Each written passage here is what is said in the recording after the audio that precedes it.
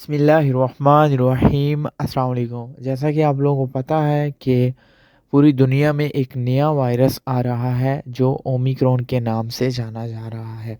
شرکہ Pfizer یعنی Pfizer company نے Omicron کے اگینسٹ ایک ویکسین بنا لی ہے۔ جیسا WHO نے کہا تھا کہ ہم مارچ کے مہینے تک جو ہے اومیکرون کے حوالے سے ویکسین تیار کر رہے ہیں، تو اس کی منظوری دے دی جائے گی۔ اب فائزر کمپنی نے جو ویکسین تیار کر لی ہے، اس کی منظوری کے لیے انہوں نے ریکویسٹ سینڈ کی ہے WHO کو۔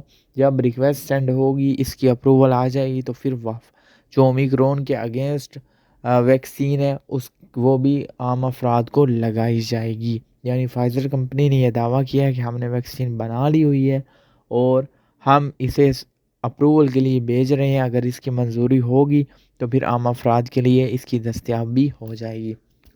اس کے علاوہ فائزر کمپنی نے ایک اور بھی دعویٰ کیا ہے اور کہا ہے کہ ہم جو ہے ویکسین ایسی تیار کر رہے ہیں کہ جو سال میں صرف ایک دفعہ استعمال ہو، یعنی ہر بندے کو سال میں ایک دفعہ ویکسین لگائی جائے تاکہ وہ ان بیماریوں سے محفوظ رہ سکے۔